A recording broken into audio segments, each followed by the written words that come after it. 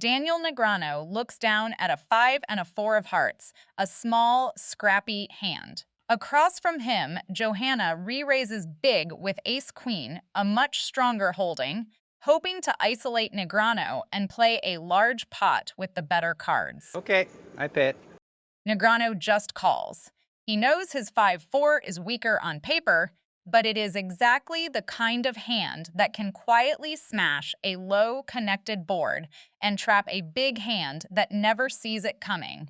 Johanna thinks she has set up a clean spot against a weak opponent. What she has actually done is invite the perfect trap hand along for the ride. The flop comes 6, 3, 7, and it is a disaster for Johanna, even though she cannot tell yet. Her ace-queen has completely missed, while Negreanu connects as hard as possible. His 5 and 4 combine with the board to make a straight 5 cards in a row. He is now crushing her. She bets 100,000, a totally normal move for her, and Negreanu just smoothly calls, hiding the monster he is holding. To her, that quiet call looks harmless. It is anything but. The turn brings an ace, and now Johanna pairs it for top pair. In her mind, the hand has flipped in her favor, so she fires again, 200,000. 500. 3 more. This is the moment Negreanu has been waiting for. He springs the trap with a check raise, meaning he first checks, lets her bet, then raises big. I'm all in. I call. An all-in and a call. I have it. She's a flush draw too? 4, 5 of hearts for 8 of hearts for her. Sick hand, huh? That doesn't help her. That was very unlucky. Wow, what a hand. Yeah. Jennifer Tilly starts the hand with 2 6s, a modest pair you are happy to see a cheap flop with. Back on Arden. She calls the 3-bet as well, so 3-way to the flop. Oh my word, set over set and Griffin's flop top pair? And luck arrives in a big way. The flop comes and it hits 3 players hard. Benger pairs the king for top pair. But hidden beneath him, 2 players have flopped monsters. 2 sets on the same board is a recipe for someone losing a lot of chips. Benger, holding just his pair of kings, bets small to take control. Tilly is thrilled because almost nothing out there beats her 3 6s, so she happily calls to keep the pot growing. Cho has other ideas. Rather than wait, she raises to 9,400, building the pot herself. Benger reads the danger and folds his kings. Why is he so serious? He's like a goober 99% of the time. Tilly, delighted, re-raises to 30,000 with her set. Oh boy. Jen re-raises $30,000. Cho calls with her 3 5s, even though she is now in deep trouble, well behind Tilly's bigger set. The turn is a 9. Both players check, waiting. At this point, Tilly is crushing, and if she had bet big here, she likely would have gotten the rest of Cho's chips while comfortably ahead. Instead, she checks, choosing patience. Then the river lands the last 5 in the deck, and this is the disaster. And Arden spikes a 1-outer. She's got quads. Meanwhile, Jen has rivered a full house. Buckle up because this hand just went from pretty sick to absolutely bonkers. That card gives Cho a 4th 5, 4 of a kind, one of the rarest and most powerful hands in poker. At the very same moment, it upgrades Tilly to a full house, 3 6s plus the pair of 5s, a huge hand that feels unbeatable. And that is the cruel trap. Tilly is now certain she has the winner. All in. There it is. This is not good. No, it sure isn't. If Jen calls, this will be the biggest pot of the game. Arnon, you have quads because I can't beat quads. Does she know? I don't think you have kings full. And I don't think you have nines full. You might have fives full. That's a call.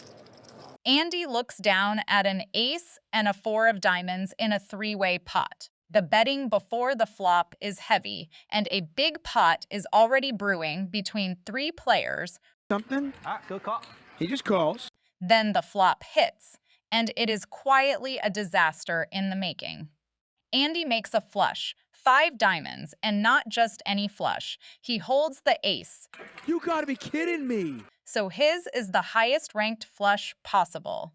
To him, the hand feels untouchable. What he cannot see is that Mariano has the king and 10 of diamonds. And his diamonds are not only a flush, they also form a perfect run. And Andy with the ace high flush.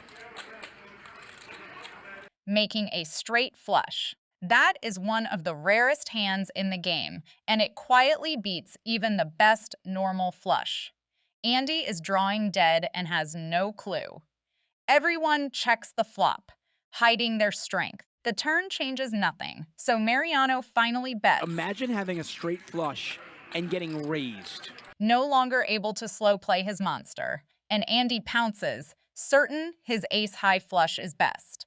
He raises big, about 35,000. Mariano on the right side of your screen, right there, has flopped the straight flush in a 4-bet pot. $97,000 in the pot. Here is the cruel part. There is almost no way out for Andy. The only warning that could save him would be the board pairing up.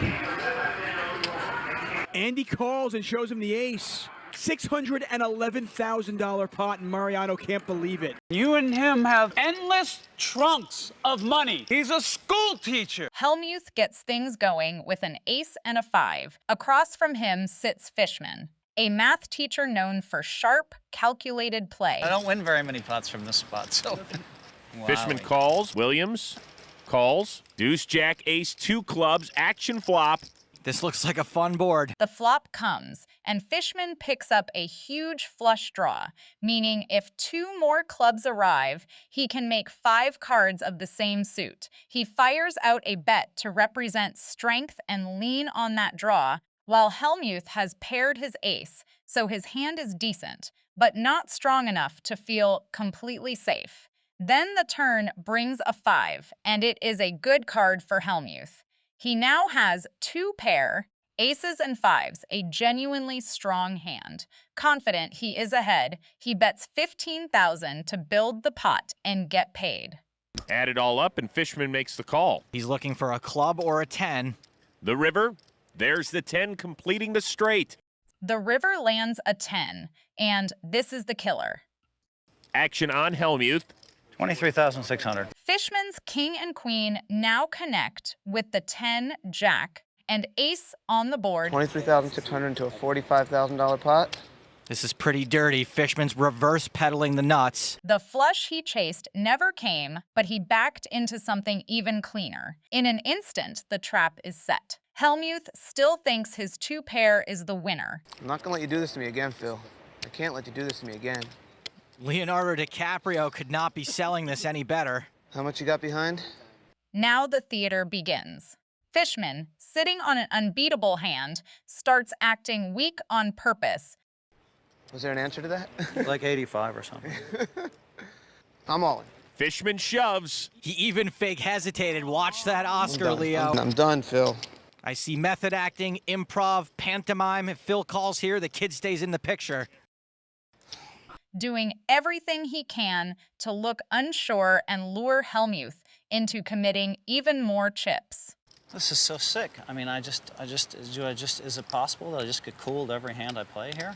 You got king, queen of clubs? I mean, I guess so. Phil's put him on his exact hand. God, all that talking leads me to believe, wow. Now, that might be real. I'd certainly be shaking either way. All right, I call. Helmuth calls and sees king, queen of clubs. Bingo! Can I even play in this game? I mean, what the they find, I mean, what the That was a great read, by the way. You had him. Yeah, You're a real, the guy hits a miracle 10 on me, and what, you want to just step He's on a me? school teacher, and you and him have endless trunks of money. Endless trunks of money.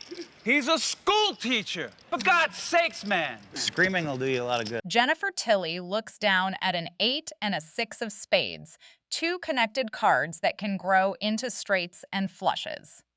Negreanu opens with ace-2, a weak hand he is raising mostly to try and steal the pot early. Holding an ace slightly lowers the odds anyone else has a big hand, so it is a calculated gamble, not a reckless one. Tilly pushes back with a re-raise.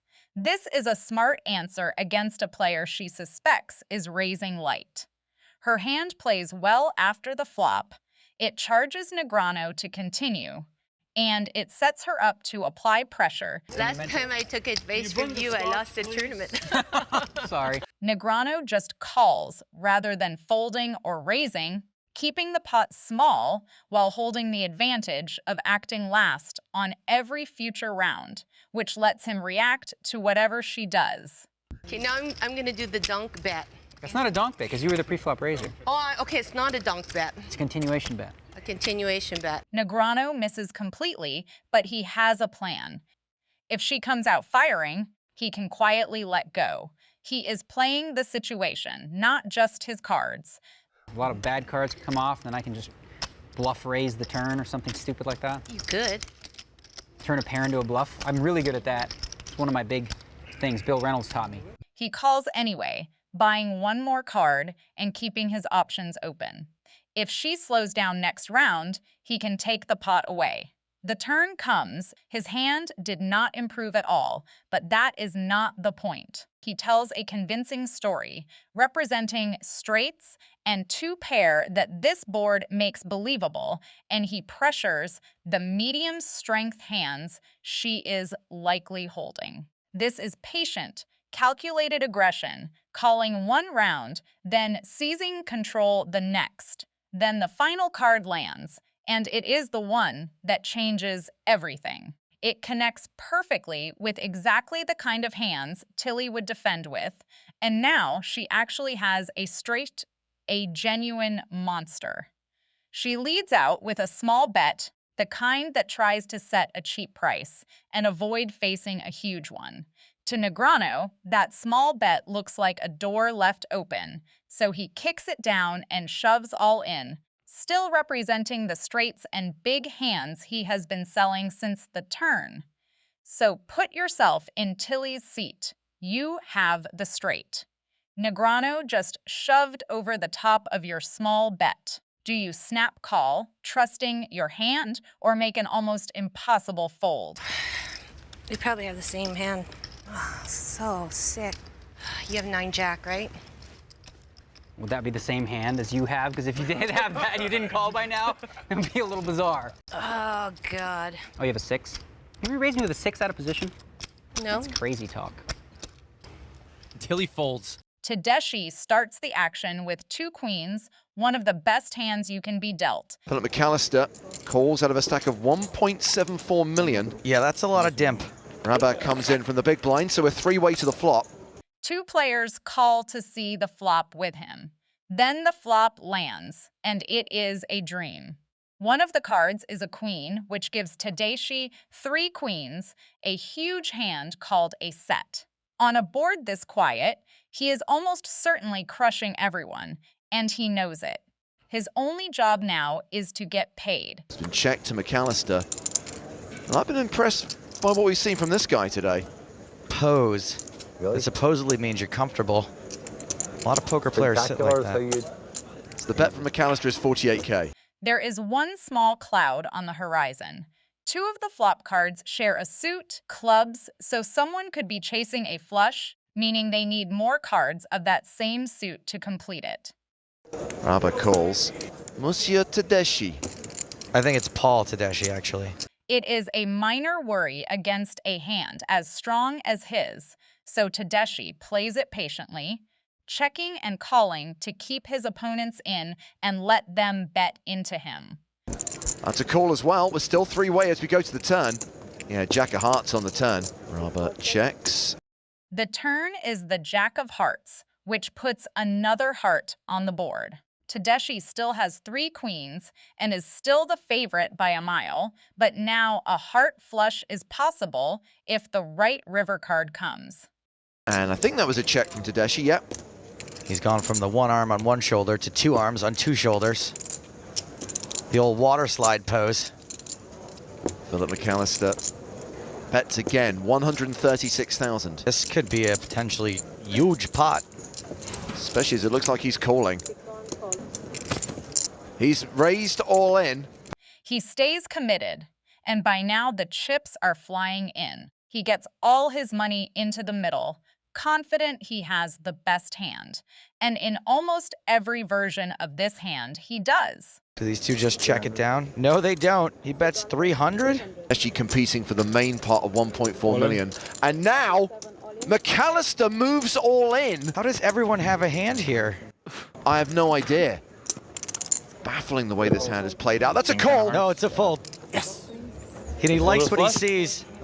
No, King 10 clubs. King 10 of hearts for a royal flush. It is a royal, and look at that, Tedeschi did have a set of queens. What a terrible, disgusting run out for what is going to be the best hand almost always. If you enjoyed watching my video and would like to watch more, please click on the video you see on your screen.